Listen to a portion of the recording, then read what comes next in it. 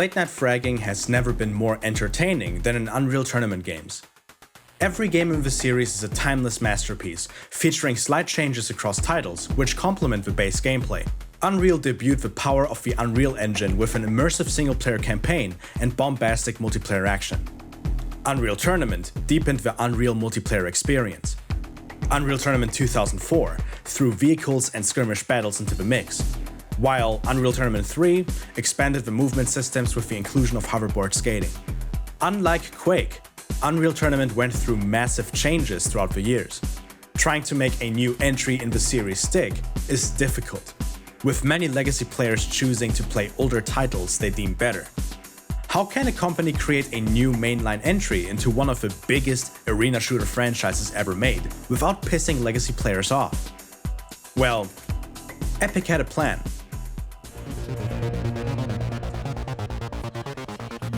Unreal Tournament 4, or how it is officially titled, Unreal Tournament Prealpha, was Epic Games' attempt at revitalizing the Unreal Tournament franchise. Arena shooters have been on a massive decline in popularity in the past decade. Something about the genre doesn't appeal to the masses anymore, and so far no arena shooter managed to take up the limelight in mainstream circles as of late. Creating an Unreal game was not only important to satisfy the long-term fans of a franchise, however. It was also the perfect opportunity for Epic to showcase their new, impressive game engine. Unreal Tournament 4 was a sneak peek into the capabilities of the Unreal 4 engine, and despite it being a game from 2014, it looked stunning and played relatively smoothly on the hardware of the time.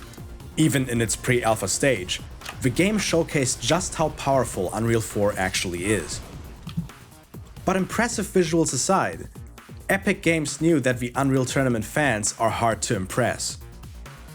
With many players opting to play older games from the franchise instead, and big changes maybe turning those players off, Epic decided to handle Unreal Tournament in a way they never considered beforehand.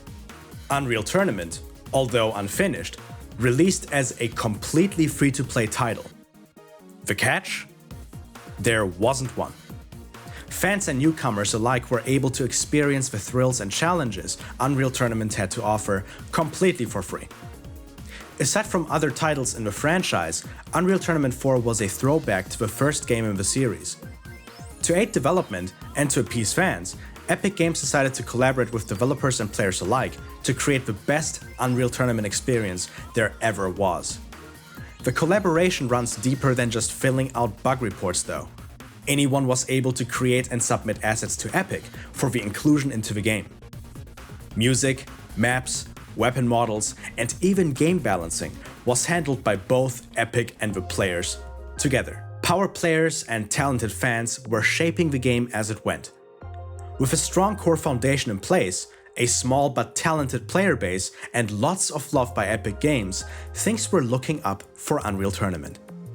At the time, and I would even argue to this day, Unreal Tournament represents one of the greatest achievements in the arena shooter genre. Even in pre-alpha, Unreal Tournament showcased the apex of map design, combat, and graphics in the entire series. Epic Games was proactive and treated this multiplayer experience with lots of care, frequently updating the experience for passionate fans and always holding an ear open for suggestions and criticism. Quality of life changes ensued. Weapons constantly changed, sometimes simplified or split into two different weapons for a player to use. Epic Games formed a special bond with the players, even promising them monetary compensation for their work, in form of an in-game marketplace filled with community-made content. At the time, the focus on the game was a bit split though. Epic not only worked on the Unreal 4 engine and their next mainline title in the Unreal franchise, but experimented with a new survival game IP. Fortnite was at first an underappreciated game, until Epic Games decided to implement a free-to-play game mode that proved to be popular at the time. Things changed drastically, and with the reallocation of staff and increasing neglect for their would-be benchmark multiplayer title, Unreal Tournament was abandoned and left for dead. Unreal Tournament 4 might be free-to-play and an abandoned game, but in many respects it represents the apex of what a modern arena shooter could look like. With a progression system that allows you to unlock characters and cosmetic items over time, single-player and various multiplayer options to choose from, and refined, bombastic gameplay, this title should not be looked past. Paywalls? Non-existent.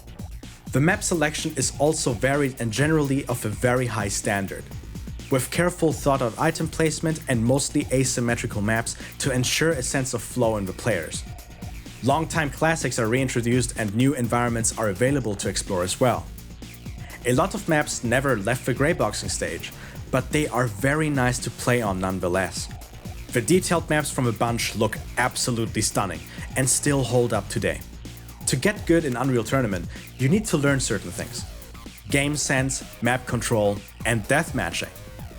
All of these things can be learned while just playing the game organically in any game mode.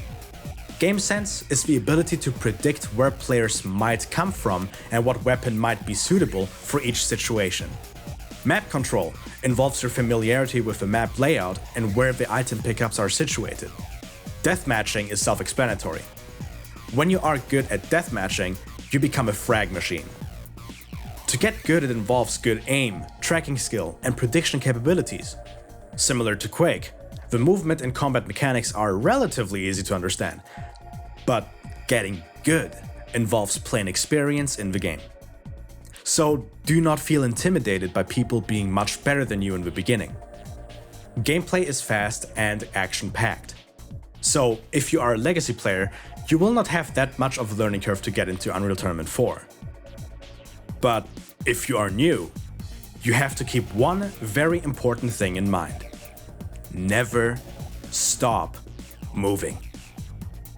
Some of the most popular modes of play include Deathmatch, Blitz, and Capture the Flag. The two big ones are Deathmatch and Blitz, since you can easily find a match within seconds through matchmaking. To play other modes online, you need to either host the game yourself or join already existing servers which include other game modes and maps in their map rotation. Speaking of, how dead is the game really? Despite all the things going against this game, a small community of Unreal Tournament fans keep this game alive. As of 2020, 3 years after the game received its final update, you can find a match over matchmaking rather easily at certain times of day. If you live in Europe, finding a match in the early morning hours might be hard, but from midday to the evening, you will have an easy time finding games with full lobbies of players. Speaking of hosting, dedicated servers are a thing, and hosting a LAN game is definitely possible, making the game perfect for local play sessions. So, in a way, Unreal Tournament 4 keeps existing, similar to its brothers which released previously. The game strives solely because of very dedicated players keeping the game alive by playing it. You can download Unreal Tournament 4 on the Epic Games Store for free and try it out anytime you want. What is a bit sad is the fact that this game is dead by design. Nothing would have stopped Epic Games from finishing the game. It was abandoned simply because Epic decided to put all their eggs into one basket. At the time of its abandonment, Unreal Tournament 4 garnered a big enough following of dedicated fans who put many hours into designing maps and assets for the game. Somehow Epic decided that this special bond they formed with the community is not worth the hassle, especially when compared to the massive cash cow that Fortnite Battle Royale mutated into. While the pre-alpha of Unreal Tournament 4 is freely accessible and playable for everyone, the game in a way has long died. We will never be able to see the definitive version of what Unreal Tournament 4 was supposed to be. While other games, like Toxic and Air Buccaneers, are dead due to player count, Unreal Tournament 4 will never be fully realized.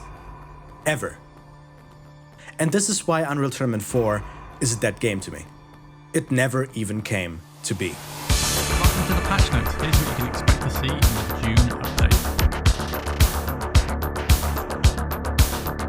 It's been a long time coming, but Unreal Tournament now has voice chat support